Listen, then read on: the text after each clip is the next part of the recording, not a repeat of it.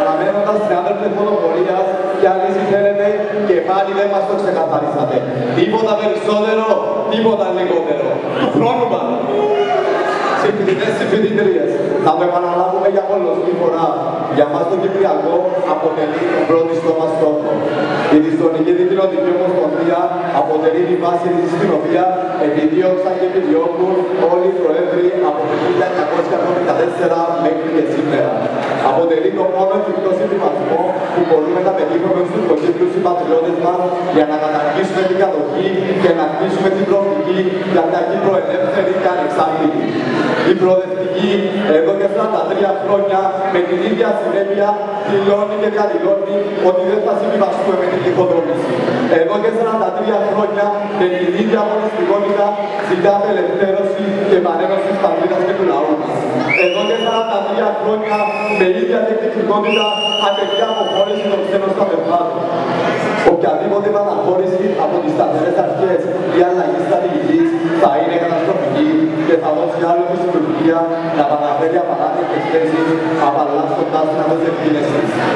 Πατριώτες είναι αυτοί που με συνέπεια και σταθερότητα αγωνίζονται για την απελευθέρωση και την επανένωση της πατρίδας τους και όχι αυτοί που οδηγούν στην διχοτόμηση και κατ' επέκταση της προσάρτησης των κατεχομένων στην Τουρκία.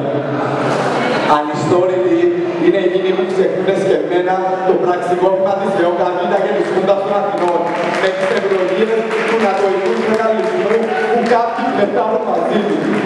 Άλλοι είναι αυτοί που οδηγούμενοι από τον τυφλό πόθο της Ένωσης εν έτη 2017 παρακαλώ εγκλημάτισαν εις βάρος της πατρίδας και του λαού της. Μαθήματα ιστορίας δεν δεχόμαστε. Δεν ξεχνάμε ούτε τον θάνατο, ούτε την προσφυγιά. Ούτε την προδοσία, ούτε τους προδότες.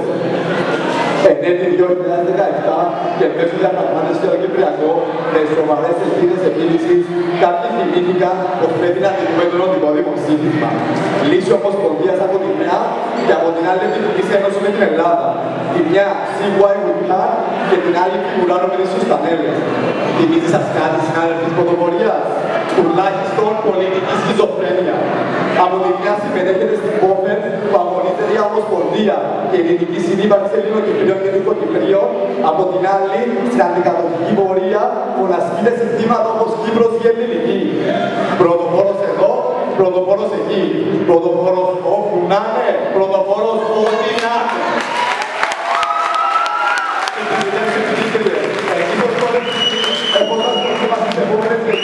Και όχι τις εκλογές, συνεχίζουμε τον αγώνα που δεν σταματήσαμε ποτέ για μια δίκαιη βιώσιμη λύση του Κυπριακού, για την επανένωση της πατρίδας και του λαού μας. Μέχρι σε τούτη γη αφήνει να είναι ο λαός της. Στις 14 του Μάη στηρίζουμε την παράταξη που έχει σταθερές θέσεις για την εκκλήση του Κυπριακού.